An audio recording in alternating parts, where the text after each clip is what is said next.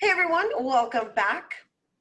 Hispanic Heritage Month takes place between September 15th and October 15th, and Ballet Hispànico is celebrating through the impact of Latinx arts and cultures through its series BUnidos Por Cultura.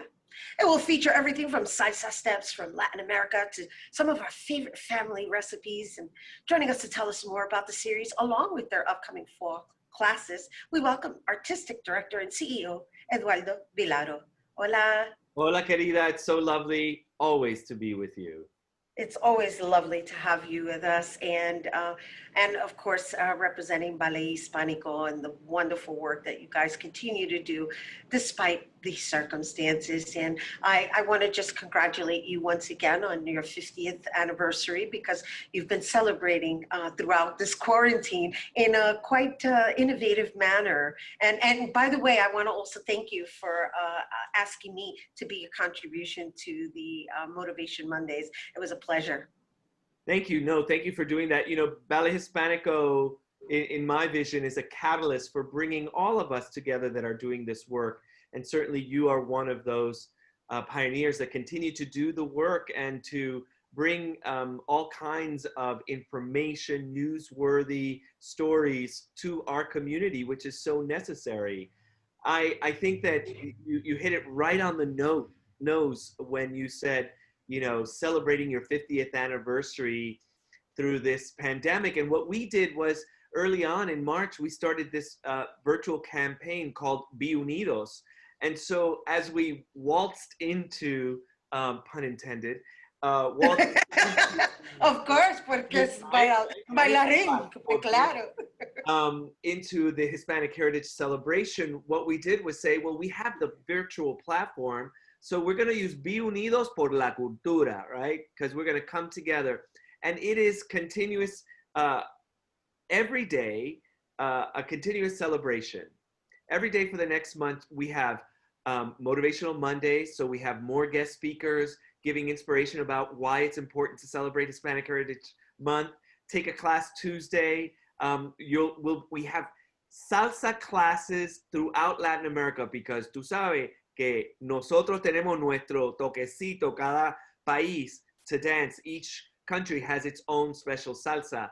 Right. Then Wepa Wednesdays, we are opening the platform to other dance companies to come show their work. And then I talk to the artistic director afterwards. And that is actually today is our first Wepa Wednesday, and it's with Bombazo Dance Company, which is a Puerto Rican company based here.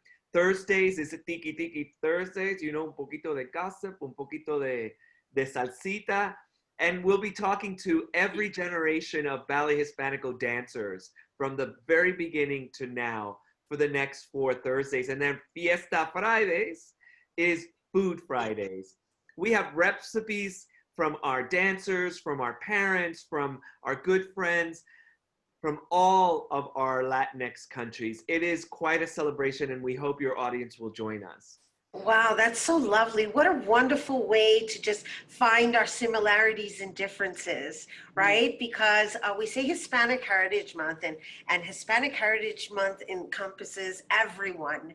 And although we're all Latino or Latinx, you know, to be politically correct, we all have different cultural backgrounds and different rituals and different food, right? But yet, there's always something that you can find similar in the foods. So I wonder what you're going to be showcasing when it comes to that aspect of recipes. Are you doing folkloric or like just like family traditions? What kind of conversations are being had in that area? That's a wonderful question. So we are being folkloric. Our first recipe, I'm going to put it out this Friday, is Los Tres Golpes, which is a well-known Dominican constant breakfast. And then, you know, there's our students, one student and their family are making pastelillos from Puerto Rico. And then we even have an ex-dancer who is Filipina, and she might be doing something with Philippine. And remember, Spain ruled the Philippines for 300 years. So I think what you bring up is that beauty of the intersectionality of cultures in our own culture, and that sometimes we forget that we are made up of so much, you know, from African to Asian to European to Jewish. And that beauty is what certainly Ballet Hispànico we try to show. And it's lovely that you've now invited other companies to participate in this BUnidos campaign. But I do want to jump into the classes because I know your fall classes have begun and you're still taking applications. But I understand that you originally were going to do in-person classes and now you've opted back to just strictly remaining virtual. You want to talk a little bit about that? Yes, and thank you again for that question. We you know, like everyone else, we really want to get back to the studio. There is nothing like sharing dance with each others, and it is a corporal sharing. It's not just mental or visual. You feel the bodies in space. You understand what the teacher's trying to get you to do. But unfortunately, with social distancing and quite frankly, COVID has hit our community hard. Yes, it has. And we felt that we didn't want to endanger our community even further, our families. It was enough that these young people were going to have to deal with schools turning on and turning off. That Yeah, then there's a sense of inconsistency. a sense of inconsistency. And so we didn't want to add another layer to our families. We surveyed them, we've been communicating with everyone, and we said, look, we've made this decision. And you know, we have had very positive results. We're going to continue virtually through December, but who knows?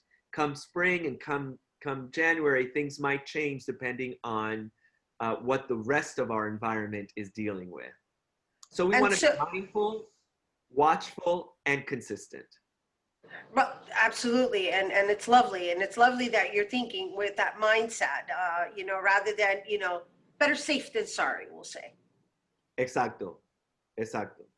So because you've chosen to stick to strictly virtual, does that open up the class to other participants versus people who would normally go physically?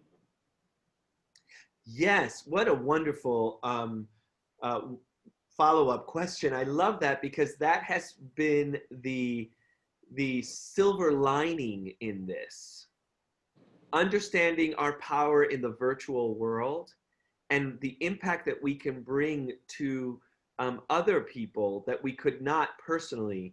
So we've had more international students join us virtually from Latin America. So this is a tool that certainly I, as the leader of the organization, am aware of, and I hope to continue utilizing it to bring, you know, communities that don't have the resources but may have one computer or Yeah. family, and they can get on and they could do this. So that's future thinking. That's really proactive thinking.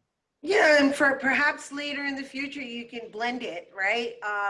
In the future. For right now, you're just sticking to virtual, and I think it's lovely because we're making do with what we have based on the circumstances. And the one thing I do want to acknowledge you for, Eduardo, is that, as well as Ballet Hispànico, is that you've even expanded the BUnidos community by this campaign, and it's quite lovely, and we're happy to have you on again. So before we go, are there still seats available, or rather I shouldn't say seats, just application being accepted for the fall season? Yes, so our classes are virtual. We have all our programs. If you go to the website, you can see there are still places available. And so I suggest everyone who's interested go to the website at ballethispanico.org and check it out and connect with us. And those classes are really a lot of fun. So are they after school? Are they age coordinated? Just so that people are aware, if they're for adults, children, everybody. We have multiple programs for children. It's an after-school program from little ones, 2-year-olds, up until 15, 16. And then for the adults wanting to take a class, you missed yesterday's, but next Tuesday, there's a free salsa class. Come take that class. All you have to do is register. Go online, again, at ballethispanico.org. Do it. Nice. I love it. I'm looking forward to it. All right. Thank you for being with us, Eduardo Vilaro It's my of pleasure. Ballet Hispànico. Oh, gosh. Stay blessed, Gracias, healthy, and querida. safe. Gracias a usted. You guys, once again, for more on BUnidos Por Cultura, visit at Ballet Hispànico on Instagram, and also late registration for fall classes will begin Saturday, September 26th, starting at 4 p.m. to Friday, October 2nd at 12 noon. Late registrants will be permitted to join classes starting the week of October 12th. And for more, you can visit ballethispanico.org. We do have to take a quick break, but when we return, we'll hear how one organization is celebrating Hispanic Heritage Month through books. Don't go anywhere.